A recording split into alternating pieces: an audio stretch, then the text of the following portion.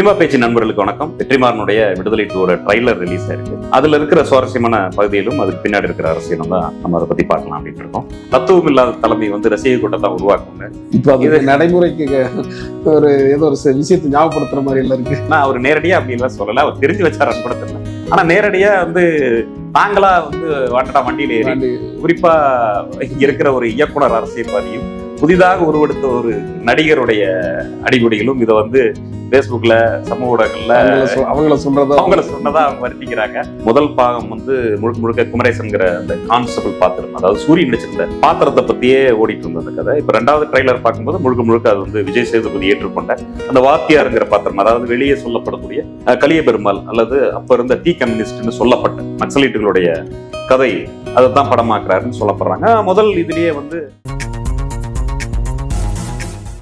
பொதுவா வெற்றிமாறன் படங்கள் அப்படின்னாவே பொதுவா உண்மைக்கு நெருக்கமான கதைகளை பண்றது அப்படிங்கிற மாதிரியான ஒரு பாணி சமீபமா இருக்கு. ஆமா, அவருடைய இதற்கு முன் செய்த படங்கள் கூட உண்மை சம்பவங்களுக்கு நெருக்கமாகவும் அது நாவல்களா வந்த கதைகளை படமா எடுத்திருக்காரு. அப்படி பார்க்கும்போது கோவை ஆட்டோ சந்திரன் சொல்லிட்டு தோழர் ஒருத்தர் எழுதின லாக்கப்ங்கிற நாவலை தழுவி விசாரணைங்கிற ஒரு படம் வந்துச்சு. அதே மாதிரி பூமணி இன்னொரு எழுத்தாளர் எழுதினது வெக்கை நாவல், அந்த நாவலை ஓட்டி எழுதின படம் அசுரன் தனுஷ் நடிச்ச படம் கூட இவங்க எடுத்திருந்தாரு. எல்லாமே மேக்கிங்காவும் ரொம்ப அழகாவும் ரொம்ப சிறப்பாகவும் இருந்துச்சு இல்லையா? பொதுவா ஒரு மலையாள பாணி அது அந்த மாதிரி இல்லாம இருந்தது அப்படிங்கிறதுதான். இப்போ அது நிறைய பேருக்கு அந்த வருத்தம் முன்னாடி எல்லாம் இருக்கும். ஒரு காலத்துல தமிழ் சினிமா கோல வச்சுட்டு இருக்கும்போது நாவல்களை படமாக்குவது, தனியா எழுத்தாளர்களை வைக்கிறதுன்றலாம் இருந்தது. அப்புறம் ஒரு 90கள் எல்லாம் என்ன ஆகுதுன்னா, ஒருத்தர் அவரே திரைக்கதை அந்த மாதிரி எழுதிட்டு சினிமாவை முயற்சி பண்றது அப்படிங்கறதுனாலயே அப்படி ஒரு விஷயம் பிரபலமாச்சு. அதுக்கப்புறம் வெற்றிமாறன் இப்படி ஒரு விஷயத்த பண்ணாரு. நீங்க சொன்ன அந்த விசாரணை, அந்த லாக்கப்ங்கிற நாவலை தழுவி விசாரணை எடுத்தது, பூமணி அவருடைய நாவலான வெக்கையை தழுவி அசுரன் எடுத்தது, எல்லாமே நிறைய விருதுகளையும் வாங்கிச்சு. ரொம்ப முக்கியமான படங்களா இருந்தது.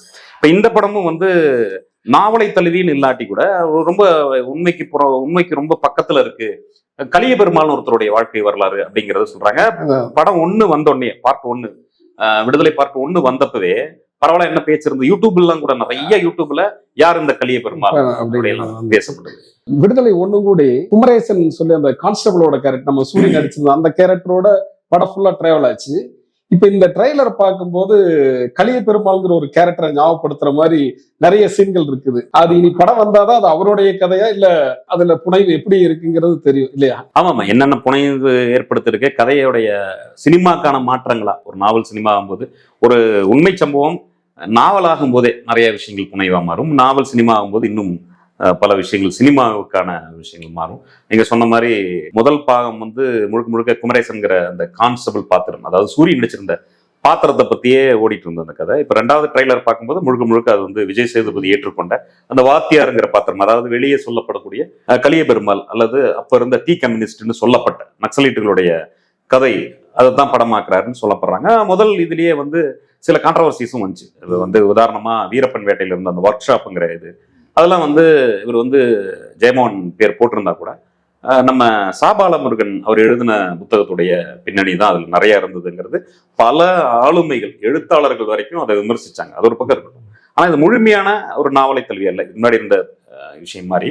ஆனா ஒரு நிஜத்துக்கு ரொம்ப நெருக்கமானது. குறிப்பா இந்த புலவர் கலிய பெருமாளுடைய வரலாறுன்னு சொல்றாங்க. புலவர் கலிய பெருமாள் பத்தி ஒரு அறிமுகம் கொடுங்க. புலவர் கலிய பெருமாள் தமிழகத்தின் சேன்னு சொல்லக்கூடிய அளவுக்கு வாழ்ந்திருக்காரு அப்படின்னு சொல்றாங்க. கலிய பெருமாள் அவர் சவுந்தரா சோழபுரத்துல பிறகு ஆற்காடு மாவட்டம். அவர் சிறு வயதுல படிப்பு முடிச்சதுக்கு அப்புறம் பெரியார் அமைப்புகள்ல சுயமரியாதை அமைப்புல ஈடுபட்டு அதுல செயல்பட்டு வர்றாரு. அதுக்கப்புறம் கல்லூரி போகும்போது அங்க கல்லூரிகள்ல பிராமணிய ஆதிக்கம் அதிகமா இருக்கு. அங்க விடுதிகள், மாணவர்கள் தங்கும் விடுதிகள்ல பிராமணர்களை தவிர மாணவர்கள் தவிர வேற யாரும் உள்ள போகக்கூடாது அப்படிங்கிற ஒரு கட்டுப்பாடுகள் இருந்து அந்த அளவுக்கு சாதி வெறி இருக்கிற இடத்துல அவர் அந்த சாதி வெறிக்கு எதிராக மாணவர் அணியை கட்டி அதுக்கு போராடுறாரு.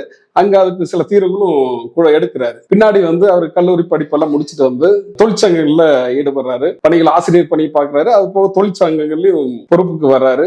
நக்சல்பாரி எழுச்சி வருது சாரு மஜும்தார் தலைமையில 67. அப்ப அதுல சாரு மஜும்தாரால் ஈர்க்கப்பட்டு அதுல அமைப்பு கட்டி அந்த கம்யூனிசம் அமைப்புகள்ல தொடர்புக்குள்ளாகிறாரு. சாரு மஜும்தாரவே கூட்டிட்டு இங்க வந்து ரகசிய கூட்டங்கள்லாம் நடத்துறாரு தமிழகத்துல.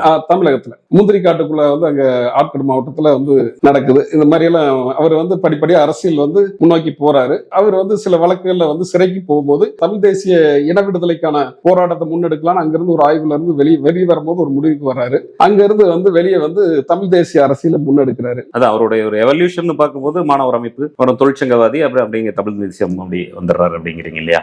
இப்ப இந்த படத்துல வந்து அதை பேஸ் பண்ணியிருக்காங்களா இல்லையாங்கிறது படம் ரிலீஸ் ஆனதுக்கு அப்புறம் தான் தெரியும். அப்புறம் நீங்க சொல்லும்போது இந்த நக்சல் பாரி அந்த விஷயம் சொன்னீங்க. ஏன்னா வந்து நிறைய விஷயங்கள் இன்னைக்கு வந்து குறிப்பா சமூக ஊடகங்கள்ல வலதுசாரிகளால யூடியூப் போன்ற இதுல வந்து திரும்ப திரும்ப பரப்பப்படுற ஒரு விஷயம், மக்களுக்கு பயம் காட்டப்படுற விஷயம் என்னன்னா அந்த நக்சல் பாரிங்கிற சொல்லாடல் தான். அதை பத்தி நம்ம வந்து நேர்களுக்கு ஒரு சின்ன அறிமுகம் கொடுக்கணும்னு நினைக்கிறேன். குறிப்பா வந்து நக்சல் பாரி அப்படிங்கிறது வந்து ஒரு பயங்கரவாதி, ஒரு தீவிரவாதிங்கிற மாதிரியான ஒரு கட்டமைப்பு. உண்மையிலேயே வந்து 60களின் இறுதியில சிபிஎம்ல இருந்து ஒரு குறிப்பிட்ட விஷயத்துல மாறுபட்டு ஒரு குழுவா வந்து சிபிஎம்ல இருந்து, அதாவது கம்யூனிஸ்ட் பார்ட்டி ஆஃப் இந்தியா மார்க்சிஸ்ட்ல இருந்து ஒரு குழு வெளியே வர்றாங்க. வெளியே வர்றவங்க வந்து எம்எல், அதாவது மார்க்சிஸ்ட் லெனினிஸ்ட் அப்படின்னு தங்களை அடையாளப்படுத்திக்கிறாங்க. அதாவது அவங்க வந்து அப்ப என்னன்னா அழித்தொழிப்புன்னு ஒரு விஷயம் பண்றாங்க. பண்ணைய அடிமை, பண்ணை ஆதிக்கம் அப்படி இருந்த காலகட்டங்கள், அது நிலப்பிரபுத்தின் உச்சமா இருந்த காலகட்டம். பண்ணை அடிமைகளுக்கு மிகப்பெரிய கொடுமை. இந்த தமிழகத்துல கூட நம்ம இந்த கீழ்வெண்மணி நிகழ்வுகள்லாம் நமக்கு தெரியும். கீழ்வெண்மணி வந்து ஆண்டுதோறும் அனுஷ்டிக்கப்படுது. கீழ்வெண்மணியில வந்து இந்த இருஞ்சியூர் கோபாலகிருஷ்ணன் நாயுடு என்ன பண்ணாரு அப்படிங்கிறதெல்லாம் தெரியும். குடிசைக்குள்ள ராமையாவின் குடிசைன்னு ஆவணப்படம் எல்லாம் கூட வந்திருக்கு. உழைப்பாளிகள் வந்து அரைப்படி நெல்லு வந்து கூடுதலான கூலியா கேட்டதுக்காக கொலை செய்தாங்க, எரித்து கொன்றார்கள், குழந்தை உட்பட அப்படிங்கிறது வரலாறு. இப்ப அந்த மாதிரியான ஒரு சூழல் வடக்குல இன்னும் கொடுமையா இருந்த டைம்ல வெஸ்ட் பெங்கால்ல, மேற்கு வங்கத்துல வந்து ஒரு குறிப்பிட்ட பகுதி பேர் வந்து நக்சல் பாரி, அங்கிருந்து ஒரு பெரிய எழுச்சியா உருவானதுதான் நக்சல் பாரி. அது அந்த காலகட்டத்தோட தான். பின்னாடி வந்து அந்த காலகட்டத்துல அந்த இடத்துல இருந்ததுனாலேயே நக்சல் பாரி, நக்சலைட் பேர் வந்து அவங்களுக்கு அடையாளம் ஆச்சு. 70களில் எல்லா ஆளும் அரசுகளாலையும் வேட்டையாடப்பட்டாங்க. தமிழகத்துல கூட அப்பு பாலன் போன்ற நபர்கள்லாம் வேட்டையாடப்பட்டாங்க. குறிப்பா வந்து எம்ஜிஆர் பீரியட்ல எல்லாம் தேவாரம், வால்டர் தேவாரம்னு சொல்லப்படுற இந்த போலீஸ்காரர்ல நிறைய விஷயங்கள் நடந்தது. அப்போ அன்னைக்கு இருந்த சமூக உற்பத்திக்கு, அன்னைக்கு இருந்த அந்த பண்ணை ஆதிக்கத்துக்கு வந்து அப்படி ஒரு எதிராக ஒரு விஷயம் தேவைப்பட்டதுங்கிறதுல அப்படி இருந்தாங்க. பின்னாடி நாட்கள்ல குறிப்பா 90களின் ஆரம்பத்திலேயே நக்சல்பாரிகள் அப்படின்னு சொல்லப்படுறவங்கள பெரிய அமைப்புகள், பெரிய கூட்டமா இருந்தது. நீங்க சொன்ன அதே சாருன் மஜும்தார் கூட இருந்த வினோத் மிஸ்ரா போன்றவர்களுடைய அமைப்புகள் எல்லாம் நாங்க வந்து ஜனநாயகமான முறையிலன்னு வராங்க. ஏன்னா முதலாளித்துவத்துடைய எழுச்சி நடக்குது, அந்த முறையெல்லாம் மாறுது, பழைய பாணியில இல்லை அப்படிங்கும்போது அப்படி மாறி வருது. ஆனா இன்னைக்கும் வந்து அந்த சொல்லாடலை காட்டி தான் பயம். ஏன்னா வந்து 70களில் வந்து அரசு வந்து வேட்டையாடும் போது இந்த நக்சலைட்டுங்கிறத வந்து ஒரு பூதாகரமாக காமிச்சாங்க. இன்னைக்கு வந்து எண்ணெய் வளங்களுக்காக உலகம் முழுக்க இஸ்லாமியர்களை சாத்தான்மயமாக்குற மாதிரி அன்னைக்கு வந்து அந்த போராட்ட வீரர்கள், குறிப்பா அன்னைக்கு வந்து ஒருவேளை நக்சலைட்டுகள் வரல, கம்யூனிஸ்டுகள் மட்டுமே இருந்தாங்க, சிபிஎம் மட்டுமே இருந்தாங்கன்னா கூட அவங்கள, ஏன்னா அவங்களுக்கும் எமர்ஜென்சி பீரியட்ல இதுல எல்லாம் படிச்சோம்னா அவங்களுக்கும் மிகப்பெரிய கொடூரம் எல்லாம் நடந்திருக்கு, ஆளுமுறைகள் அந்த மாதிரிதான் வந்து இவங்களுக்கும் பண்ணாங்க. அந்த பயங்காட்டின அந்த சொல்லாடலை இன்னைக்கு வரைக்கும் எடுத்துட்டு வராங்க. இன்னைக்கு அப்படி இல்லை அப்படிங்கிறது யதார்த்தம். இன்னைக்கு வந்து ஜார்க்கண்ட்ல இதே எம்எல்ஏக்கள் 2 பேர் ஜெயிச்சிருக்காங்க. 2 எம்பிக்கள் கடந்த தேர்தலில் தேர்ந்தெடுக்கப்பட்டு பாராளுமன்றம் போயிருக்காங்க. பீகார்ல 12 எம்எல்ஏக்கள் தேர்ந்தெடுக்கப்பட்டிருக்காங்க. இப்படி பல்வேறு வகைகள்ல மக்கள் வந்து அங்கீகரிக்க ஆரம்பிச்சிட்டாங்க. ஆனாலும் வந்து இன்னைக்கு வந்து வலதுசாரிகள் வந்து இது வந்து அர்பன் நக்சல், ஆளும் பாசிஸ்டுகள் வரைக்கும் அர்பன் நக்சலைட்டு, அர்பன் நக்சல்னு சொல்லி கருத்து இதுக்கு எதிராக, பொய்யான கருத்துக்கு எதிராக கருத்து மோதல் செய்யறவங்க, அறிவுஜீவிகளை வந்து இந்த மாதிரி ஒன்னா நம்ம கல்புர்கி இவங்களெல்லாம் பண்ண கௌரி லங்கேஷ் வரைக்கும் நடந்த வரைக்கும் மாதிரியான துப்பாக்கி சூடு நடத்துறது, இல்லைன்னா சித்திக் காப்பான் மாதிரியான பத்திரிகையாளர்களை நீதியின் பேரால தண்டிக்கிறது, இல்லைன்னா இந்த மாதிரி அர்பன் நக்சல்ங்கிற மாதிரி பயமுறுத்துறது அப்படிங்கிற விஷயம் தான் போயிட்டு இருக்கு. அப்ப இதுதான் இதோடைய ஒரு கோர்வை. இந்த படத்துல ஒரு விஷயம் தோணுது. இந்த ட்ரைலர்ல வந்து 2 இடங்கள்ல ஒரு விஷயம் வந்து ஆரம்பிக்கும் போது ஒரு விஷயம், அது பின்னாடி பேசுவோம். இறுதியில வந்து ஒரு விஷயம் வருது, தத்துவம் இல்லாத தலைமை வந்து ரசிக கூட்டத்தை உருவாக்கும்னு. இப்ப இது நடைமுறைக்கு ஏதோ ஒரு விஷயத்தை ஞாபகப்படுத்துற மாதிரி எல்லாம் இருக்கு. அதான் கேட்கிறேன். அது வந்து என்னன்னா அவர் நேரடியா அப்படி எல்லாம் சொல்லல, அவர் தெரிஞ்சு வச்சாரான்னு கூட தெரியல. ஆனா நேரடியா வந்து தாங்களா வந்து வாண்டடா வண்டியில ஏறி, குறிப்பா இங்க இருக்கிற ஒரு இயக்குனர் அரசியல்வாதியும் புதிதாக உருவெடுத்த ஒரு நடிகருடைய அடிப்படைகளும் இதை வந்து பேஸ்புக்ல, சமூக ஊடகங்கள்ல அவங்கள சொன்னதா அவங்க வருத்திக்கிறாங்க. இது வந்து ஒரு நகைச்சுவையான விஷயமா இருக்கு. கூடுதலா வந்து படத்தோட ஆரம்பத்துல, ஏன்னா நீங்களும் சொல்லிட்டீங்க கலியபெருமாள் வந்து தமிழ் தேசியவாதின்னு. பொதுவா வந்து தத்துவம் வந்து மார்க்சிய தத்துவம் வந்து சர்வதேசிய தத்துவம். ஆனா இந்த படத்துல வந்து ஆரம்பிக்கும் போது ஒரு வசனம் வருது, நிலமா மொழியா இனமா வந்து நாங்க மக்களை ஒன்று திரட்டணும் அப்படின்னு. மொழி இனம் எல்லாம் தாண்டி வர்க்கமா மட்டும்தான் ஒன்று திரட்டணுங்கிறது தான் கம்யூனிஸ்ட் தத்துவம்.